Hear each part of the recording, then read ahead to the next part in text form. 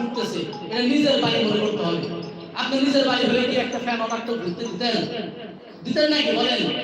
আপনি নিজের বাড়ি, তিনজন মানুষ বসে আছেন, তিনটা ফ্যান দিয়ে বসে আছেন, কাজ ঠিক হচ্ছে বলেন? এটা মাদ্রাসা খারাপ হচ্ছে না? মাদ্রাসার ক্ষতি হচ্ছে না? তিনজন মিলে এক জায়গায় বসে পড়েন, এক জায়গায় বসে পড়তেছেন, একটা ফ্যান দিয়ে আসছেন, তাহলে এটা ঠিক আছে। তিনজন তিন জায়গায় বসে তিনটা ফ্যানটা বসে আছেন, এটা কি হলো বলেন?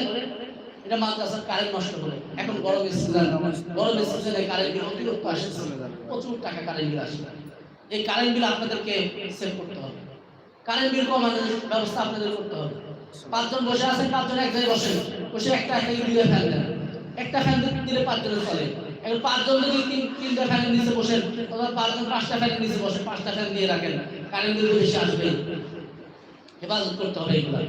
মাদ্রাসার একটা জিনিস দেখতেছেন ক্ষতি হচ্ছে, মাদ্রাসার গাছ একটা নষ্ট করতেছে কোনো একটা প্রাণী এসে, হয়তো গরু ঢুকছে, ছাগল ঢুকছে, হাঁস মুরগি ক্ষতি করতেছে মাদ্রাসা, এটা আপনার দেখতে হবে, বুঝছেন নি? মাদ্রাসা একটা লাইট পড়ে আছে, মাদ্রাসা একটা ঝাড়ু পড়ে আছে, এটা আপনাকে উঠে হেফাজত করতে হবে। কারণ মাদ্রাসায় তো আমার বাড়ি, বাড়ি কোথায়? মাদ্রাসা। আমার কি বাড়ি? বাড়ি কোথায় আমার বলেন তো? আমার ঠিকানা কোথায়? আমার ওই বাড়ি না, আমার মাদ্রাসাই আমার বাড়ি। যদি মাদ্রাসাকে নিজের বাড়ি মনে করেন তাহলে আপনি এলেম পাবেন, আর মাদ্রাসা যদি পর মনে করেন এলেম পাবেন না।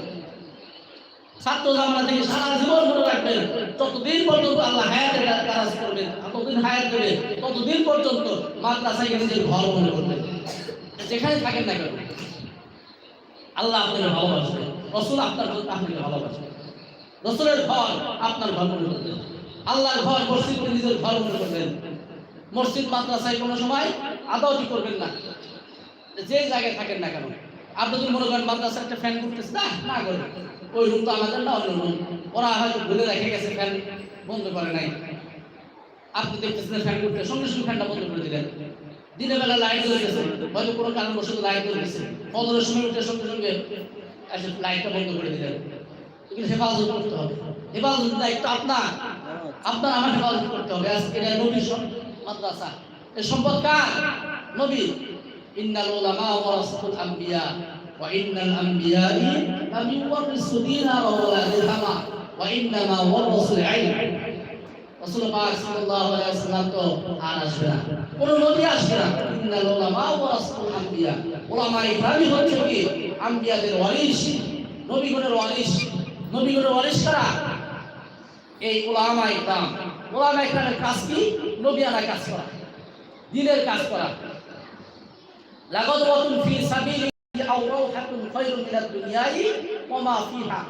রাসূল পাক সাল্লাল্লাহু আলাইহি ওয়াসাল্লাম বলেছেন, লাগাদওয়াতুন ফি সাবিলিল্লাহ, তোমাদের মধ্যে থেকে কেন একটি জামাত বের হচ্ছে না? ফি সাবিলিল্লাহি আও রাওহাতুন খায়রুম মিনাদ দুনিয়াই ওয়া মা ফিহা, যে ঘোরাফেরা করা, তোমাদের একটা জামাত কেন বের হচ্ছে না? দিন শেখার জন্য, মানুষকে দিন শিক্ষা দেওয়ার জন্য। কারণ এখানে কি আসবে না? আর কোনো নবী আসবে না, নবী আসবে না। তাহলে তোমাদের মধ্যে থেকে একটা জামাত বের হয়ে কি করতে হবে? দিন শিক্ষা দিতে হবে, দিন শিখাইতে হবে। যারা বদ্দিন তাদেরকে দিন শেখানোর দায়িত্ব কার? আমার, আপনার, ঠিক কিনা? আপনার মা আপনার বাবা কষ্ট করে টাকা দিয়ে আপনাকে মানুষ করতেছে, অথচ আপনি কি করতেছেন না? আপনার মা বাবাকে শিখাইতেছেন না কিছু।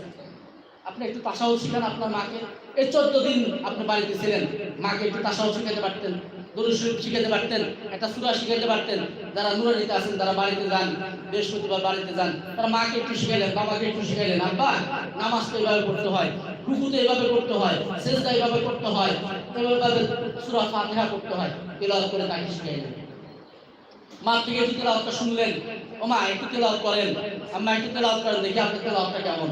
মা যদি ভুল থাকে, মা আপনার এখানে ভুল দিতেছে, এটা এখানে এরকম হবে না, এরকম উচ্চারণ হবে, হামজার কাছে আইন করতেছে, হরকত টানতেছে, এগুলো আপনার ঠিক করে দিতে হবে। তাহলে নয় আপনার সন্তানের দায়িত্ব পালন করতেছে। আপনার মা আপনার বাবা আপনার দায়িত্ব ঠিকই পালন করতেছে, মাথার ঘাম পায়ে ফেলে আপনাকে মানুষ করার ফিকির করতেছে। আপনি কি করতেছেন? তাদের ফিকির করতেছেন না, তারা বদ্দিন হয়ে যাইতেছে, নামাজ পড়তেছে না, আপনার এই ফিকির নাই। আমার বাবা তো নামাজ পড়তো আগে থেকে, মাদ্রাসায় নামাজ পড়তো না। আমি আব্বাকে বলতাম, আব্বা যদি রেগুলার নামাজ পড়েন তাহলে মাদ্রাসা পড়বো, অন্যথায় পড়বো না। আমার ভাষা, আমি বলতাম, আব্বা আপনি যদি রেগুলার 5 ওয়াক্ত নামাজ জামাতের শহীদ পড়েন আর বাড়িতে পড়েন, পড়লে আমি মাদ্রাসায় যাবো, অন্যথায় মাদ্রাসা পড়বো না।